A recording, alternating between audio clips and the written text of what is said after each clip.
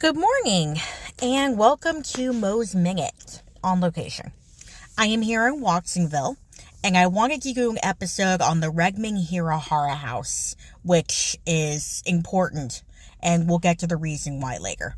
But my plans were slightly thwarted because I can't really get close to the house. There's do not enter, no trespassing, private property signs all over. I can film at the start of the driveway, but you can't really see the house from there. Honestly, you see it better from the road. So I'm just filming from my car, but at least I have coffee. So a little bit about the house. It's definitely seen better days, and we're going to get back to that. But in its time, it was a beautiful home. It was built in 1897 by William Weeks, and William Weeks was well known for the Nauvoo Temple in Salt Lake City. But this house was a Queen Anne, which he was apparently fond of because his own house was a Queen Anne. So it was classic Victorian architecture, turret window, detailed molding. I'm looking at it here across the street. Looks like the roof, before it started to cave in a little bit, was, I can't even tell. Like I said, it's seen better days, but the windows were definitely something too. I can see from here across the street, the windows were something. Like I said, a beautiful house next time, and I will show you pictures, like a then and now kind of thing. So, William Weeks was a pioneer in earthquake-resistant construction, which is why a lot of his buildings still stand, including this one. So that's cool. But this house was built for James Redman. It's only been owned by two people in its entire history. It's only been owned by two families, which is why it's called the Redman-Hirahara house. And so James Redman was a sugar farmer in the area. And he lived here until he died in 1921. It was 14 acres originally. Like I said, it was a top-notch construction and a beautiful house next time. The whole area, I'm sure, was just beyond what it looks like now. So, yeah, 14 acres, sugar plantations, and he sold the sugar to Claus Spreckles, who had a sugar mill in the area. So, there was like a little sugar enterprise going on down here. And James Redman lived here until he died in 1921. And then in I think it was 1937, the house was purchased by Jim Tao, who was Japanese American, and he was a brother-in-law to the Hirahara family. Mitoshi Hirahara, his brother-in-law, was not a citizen, so he legally could not purchase property. So Jim Tao purchased it for the Hirahara family. And in 1940, he sold it to Fumio Hirahara, Mitoshi's son, who was a citizen. He was born in this country, so he was a citizen.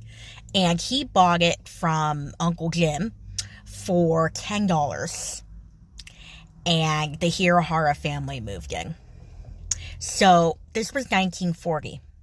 In 1942, Executive Order 9066 was announced, and that was the one that called for the incarceration of Japanese people. So the Hirahara family went first to Fresno and then to Arkansas.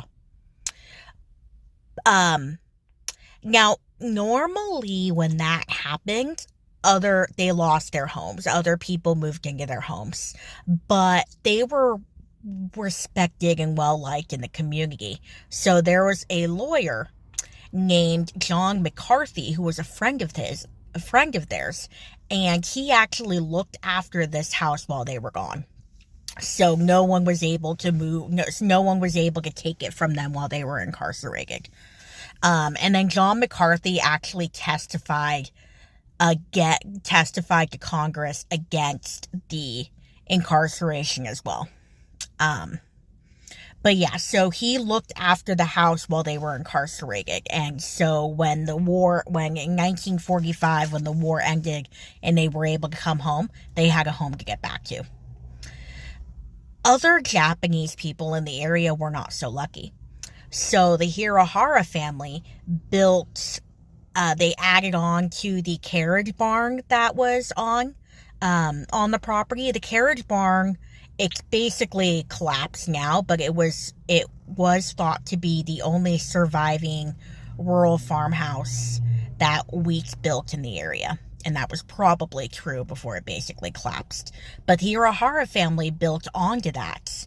And they actually made homes and jobs on the property for Japanese citizens or Japanese Americans who were coming back from incarceration, so they would have some help to get back on their feet. Because like I said, these people lost their jobs, they lost their homes, everything. So the Hirahara family, which, since they were more fortunate than others, turned this property into like a kind of like a rehabilitation center for returning Japanese people, and gave them jobs so they had a place to stay, a roof over their head, and they were making some money so they could get back on their feet. So they did good things. And the Hirahara family lived here until 1986, when the last person in the family who lived here died. In 1989, it was damaged by the Loma Prieta earthquake. Remember, earthquake-resistant construction, so it didn't fall down. But it was damaged, and it was actually red-tacked after that.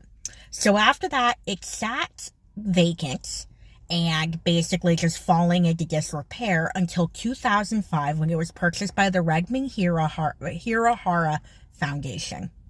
And their goal was they were going to restore the house and kind of make it into a museum, build like a visitor center and stuff on the property. But they filed for bankruptcy and they lost the house to foreclosure. So then it sat vacant again and just growing more and more dilapidated, which you will be able to see when I show you pictures. Like I said before, it was a beautiful house in its time, but it looks creepy and haunted and is totally falling apart now. So in 2015, it was purchased by Elite Development. And Elite Development were the people who built the Hampton Hotel that's behind me, and probably the Starbucks parking lot that I'm in right now. And they purchased it.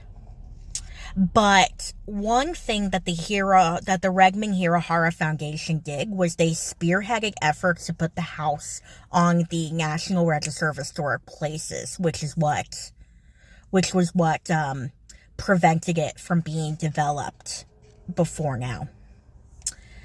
But last week, the Santa Cruz County voted to delist the Redman-Hirahara house from the National Register of Historic Places, citing that it has lost its historic integrity due to dilapidation. So now that the house is going to be delisted, there is a very, very, very good chance that it is going to be demolished and then developed. I don't know what the timeline looks like for that. But as soon as I heard that happened, I wanted to get down here and film an episode so that people could see the house basically one last time. So, yeah. I will definitely be getting some pictures so you can see it even in its not so glorious state now. Because it's an important piece of history that is most definitely going to be lost to us quite soon. So, yes, that is the story of the Redman-Hirahara house. And I will show you pictures, banging out kind of thing. And stay tuned for another riveting episode of Mo's Minute. Bye.